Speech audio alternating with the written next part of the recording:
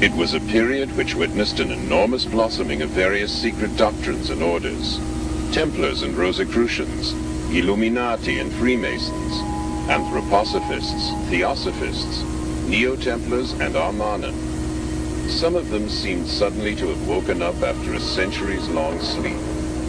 What had disturbed their slumber was this: the impending arrival of the prophesied New Age, the changeover from the age of Pisces to the Aquarian Age. Every one of these groups felt themselves called upon to make their mark on the approaching era, the year 1917. 4 men and a woman met here in the Viennese cafe Schopenhauer.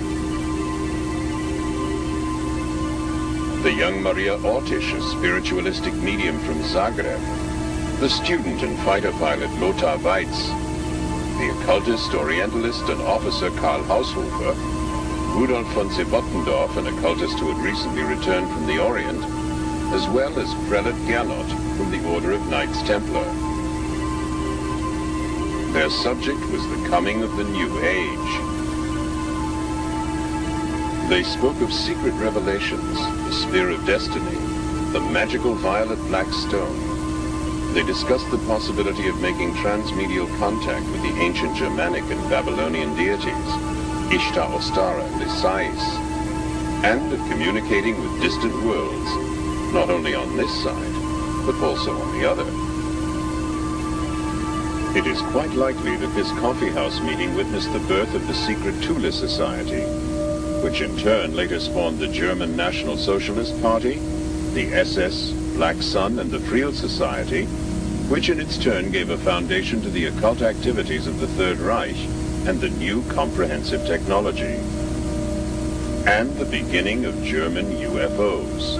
Maria Ortiz presented texts she had received from her spirit medium, one in the Sumerian alphabet and the other in the secret code of the Knights Templar. Both texts had already been translated. Were they messages from the gods, or tidings from some alien civilization? 2 special departments, U-13 and SSE-4, were set up to concentrate exclusively on the realization of this new technology. After the National Socialist Party came to power, the occult societies withdrew into the background. Within the SS, the Thule Society created a separate secret organization called the Black Sun. The Vril Society carried on much as before with its scientific research. According to reports, the Vril Society had by the middle of 1934 created its first experimental circular aircraft to be propelled with the anti-gravitational effect, the RFC-1. The men responsible for the design and construction were Dr. Schumann and an engineer from Bochum. Since 1929, the young Gertie Vogt had been responsible for running the Vril Society, and she made herself known to private investors who were prepared to invest in projects that carried an element of risk. In the meantime, the members had become convinced that the mediumistic messages originated not from gods, but in fact from a highly developed alien civilization within the Aldebaran solar system. The main star in the constellation of Taurus is Aldebaran. Could it be that the Sumerians, whose language remains a mystery to this day, were Aldebaranians?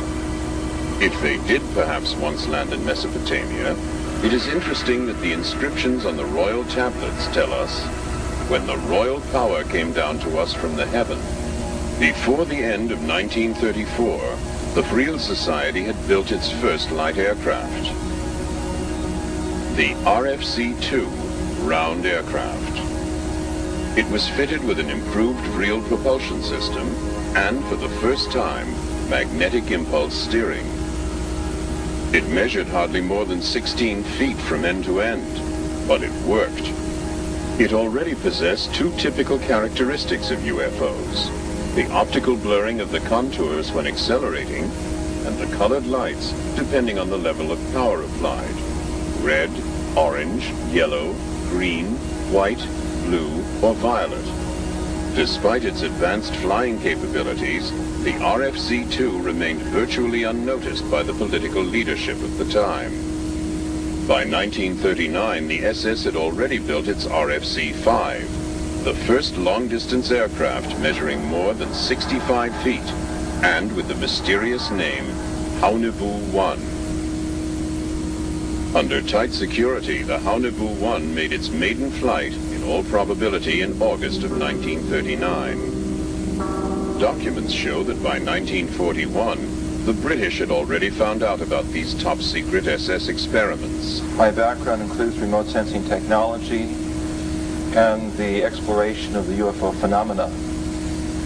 Over the years, I've had the privilege of being a friend and colleague of the late American Naval Admiral Farney, who was instrumental in bringing many of the German scientists to the United States at the end of World War II. As many of you know, there was an executive order given by President Truman in August of 1945, August 15th, 45. And in March of 1946, the state's Naval War Committee authorized the collection of German materials relating to experiments of high technology. The first, the second, and the third prototypes of which we see here represent the most commonly seen and observed spacecraft worldwide since 1947.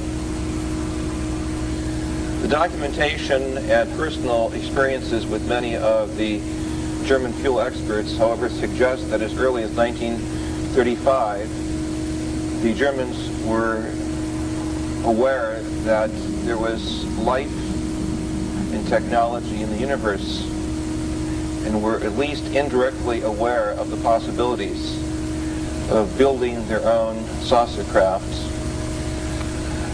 which would make them basically the first to have opened the window to contact with other areas of higher evolutionary intelligence.